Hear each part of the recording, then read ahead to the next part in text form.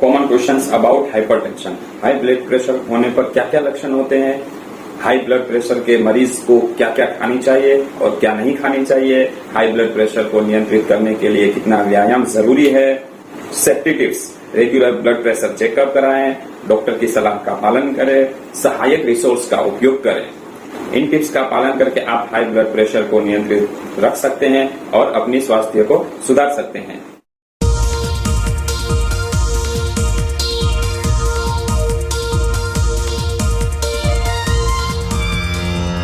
Hi everyone, I am doctor Sanaullah Sheikh.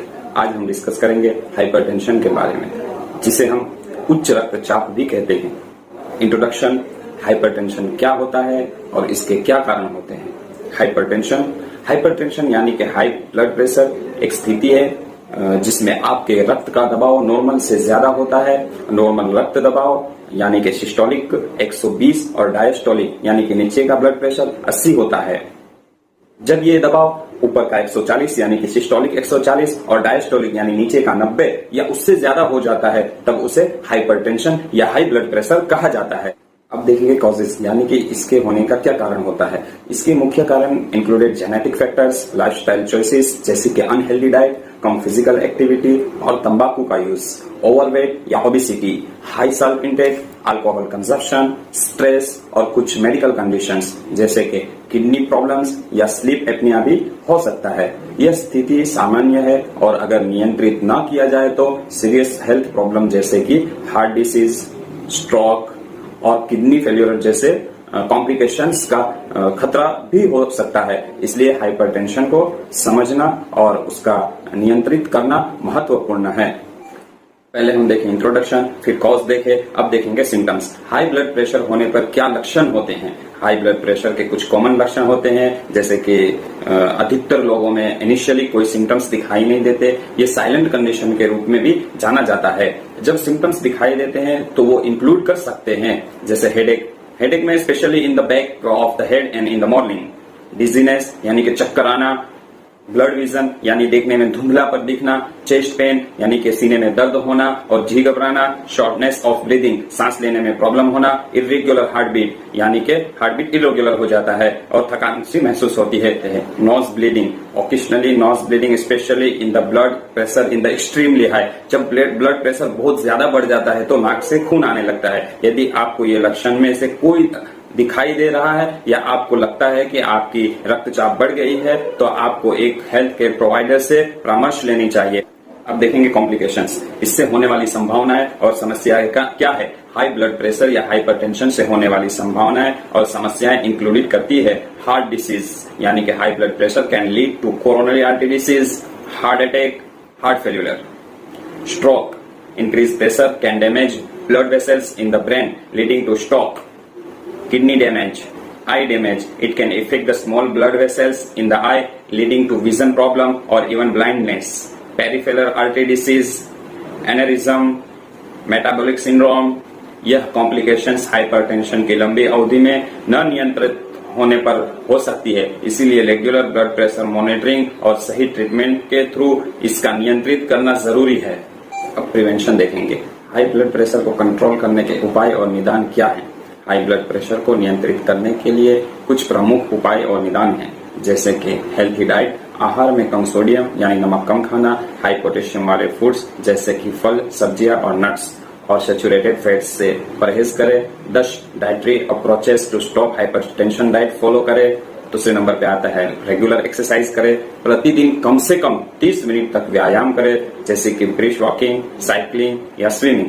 तीसरा number पे आता है वेट मैनेजमेंट। अगर आप ओवरवेट हैं तो वजन कम करने का प्रयास करें, इससे ब्लड प्रेशर में सुधार आता है।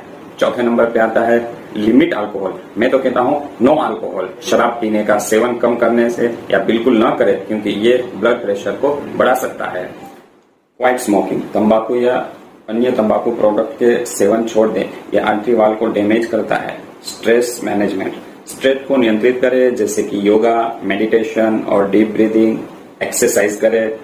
मॉनिटर ब्लड प्रेशर रेगुलरली, अपने ब्लड प्रेशर को नॉर्मल रखने के लिए नियमित रूप से मॉनिटर करें और अपने हेल्थ केयर प्रोवाइडर से सलाह लेते रहें।